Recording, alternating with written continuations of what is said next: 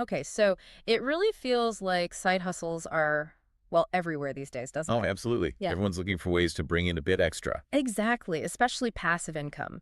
And, without needing to be some kind of amazing artist. Right. But what if you could tap into something creative using AI? That's what we're diving into today. AI coloring books as a side hustle. Hmm. And our goal here, our mission, is really to break down the actual steps, the things you could do this week even to get started, turning ideas into, well, potential income. Yeah, and what's really interesting is how low the barrier to entry seems now. It's so It accessible. really is. But like we've seen with AI art generally, sometimes accessible also means, a lot of similar stuff flooding the market. That's a huge point. So how do you actually stand out? How do you differentiate your AI coloring books when things might get crowded? Yeah, good question. Our sources definitely touch on that. They say, look, the usual stuff, nature, fantasy, that's always popular. Sure, evergreen. Right. But the real opportunity might be using AI to quickly test out these little micro trends. Like, one source mentions seeing spikes for cottagecore magical creatures No. or cyberpunk mandalas, stuff you probably wouldn't guess, and it's hard to jump on fast without AI. Okay, that makes sense. So if you want to get started, like right now, this week, where do you begin? What's the first practical step with the tech? Good point. Well, the first thing, according to the research, is you got to select your AI tool. You need an AI that's actually designed or at least good at generating coloring book pages. Right. Tools like DZIN.ai Yeah. often come up because they're pretty user-friendly. These systems use, fancy AI models to turn your text prompts, your descriptions into line art. Right, the prompts. Exactly. Love Getting those those. prompts right is key.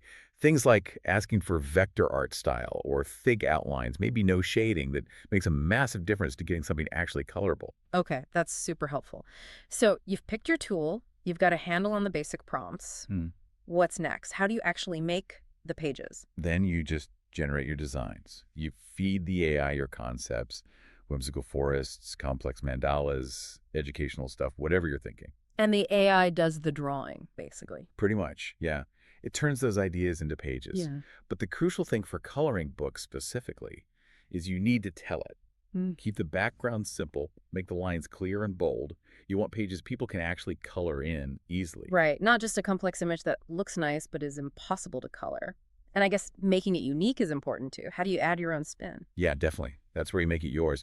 Most tools let you customize the creations. You can tweak the AI's output, adjust how complicated it is, maybe even add things like, I don't know, inspirational quotes right onto the page. Oh. It's about guiding it, not just taking the first thing it spits out.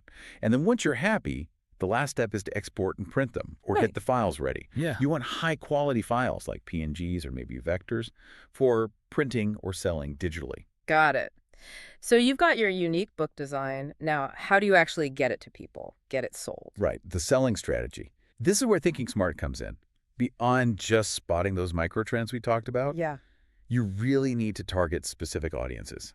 Think about niches, like mindfulness coloring books for adults, or maybe specific educational themes for kids, animals, space, whatever. Focusing helps you stand out. Exactly. It differentiates you straight away. And just as important, build a brand around what you're doing. Mhm. Have a recognizable style, maybe a series name. Consistency helps build loyalty. Okay, so niche down, build the brand, then the practical part. Where do you actually sell these things? What are the main options? Well, the good news is there are quite a few accessible platforms. Mhm. Amazon KDP is huge for self-publishing.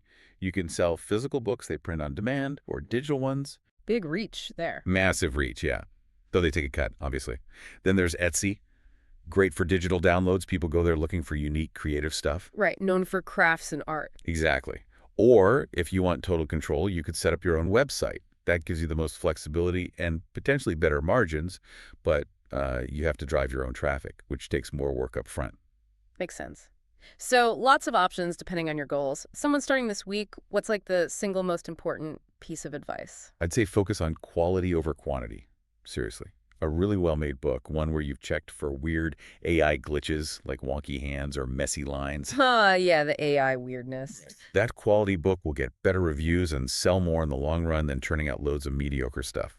So refine your prompts, really curate the images. Oh, and engage with people. Use social media, show previews, and keep an eye on how the AI tools are improving. They change fast. That's great advice. So, what this really means for you, listening right now, is that the hurdles to get started with AI coloring books are pretty low. Yeah, surprisingly low. And the potential, it's definitely there. You could genuinely start turning your ideas into an income stream, maybe even starting this week. Absolutely. And remember, in this kind of creative business, especially with these new tools, your imagination really is the main limit. Well said. So maybe give it a shot. Happy coloring.